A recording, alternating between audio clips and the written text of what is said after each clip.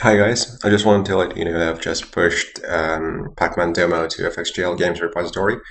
You can either fork or clone it and play around with it. So I'll just do a quick demo. So once you've cloned it, you'll see something like this, all the projects on your desktop, on your laptop. Then what you do is go to Pac-Man and then just type, if you have Maven, just type Maven. I'll do clean first. Clean package, so that'll clean and then package the application. So what we're going to do now is the executable is located under target. You may want to copy that somewhere else. I'll just do copy target Pac-Man to desktop test.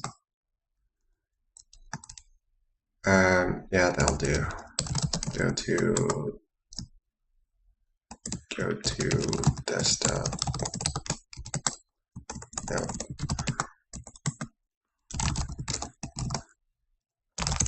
Make there Pac-Man, and then I'm going to copy this into. There we go.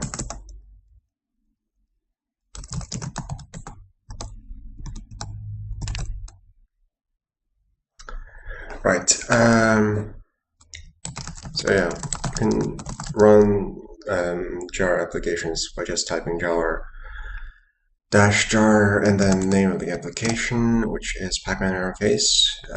It's been compiled with developer flag, I think, and this is why the update is showing. If you compile it with release flag, it'll basically hide this window. So what we have here is a basic, relatively simple Pac-Man demo, or a clone of it, which is essentially blue rectangle eating those Pac-Man. So it's kind of reverse Pac-Man, as opposed to normal Pac-Man when you eat coins. The most interesting aspect of this demo is probably enemies. You have 4 of them.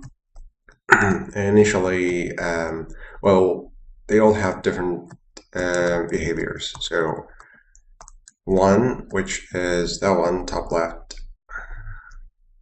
is pure random. So whenever he hits something, he will change his direction to a random direction.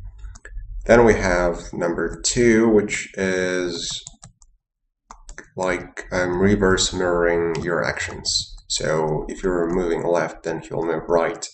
And if you move right, then he'll move left. So I thought it could be quite fun.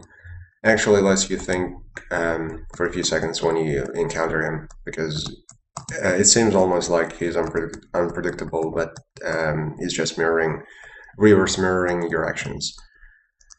Then we have number 3, which is the enemy, which is controlled by A-star navigation system, so it's A-star pathfinding essentially. It's pretty smart. He knows where you are when he calculates the path to you.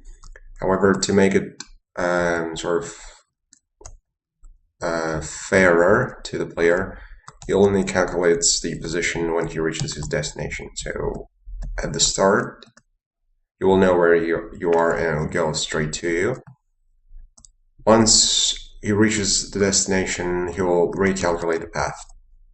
So while you move, he doesn't know where you are. He only knows where you are when the calculation actually happens.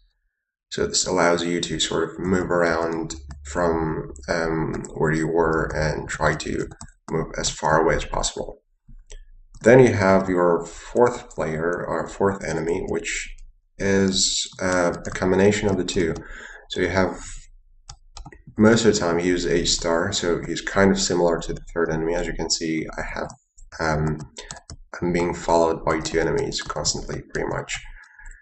Once he's close to you, he will switch to random behavior. So he's smart / unpredictable, which makes him slightly more dangerous than the original A-star enemy.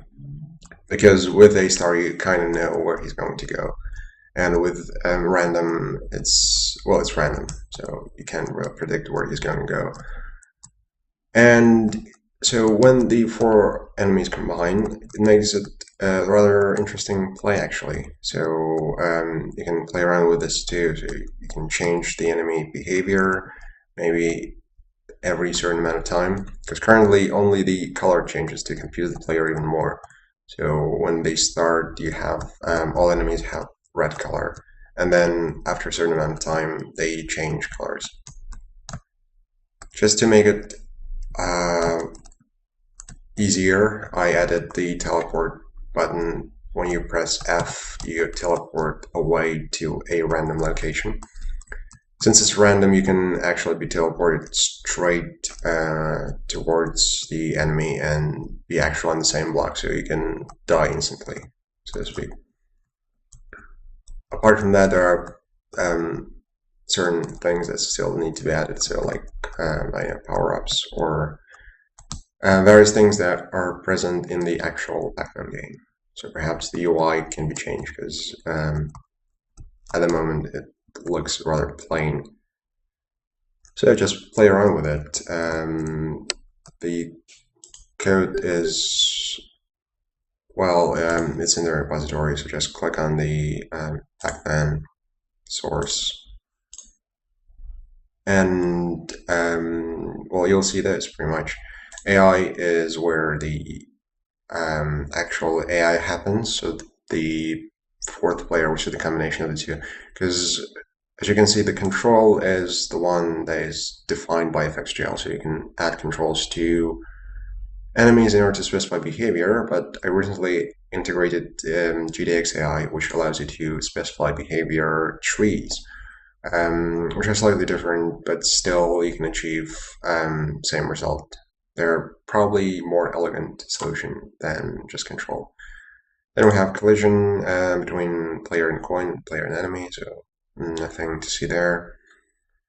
This is where, well, the UI is defined in the assets. So if you go here, resources, UI, there you go.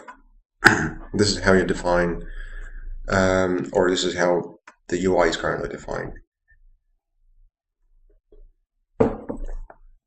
So we have essentially 3 labels. That's pretty much it. And there's a canvas if you want to draw some animations or something. And yeah, that was it for the Pac-Man demo. Make sure to update to the latest FXGL version if you haven't done so. The latest version as of this video is 0.2.5, soon to be updated to 6. And yeah, that was it. Thanks for watching.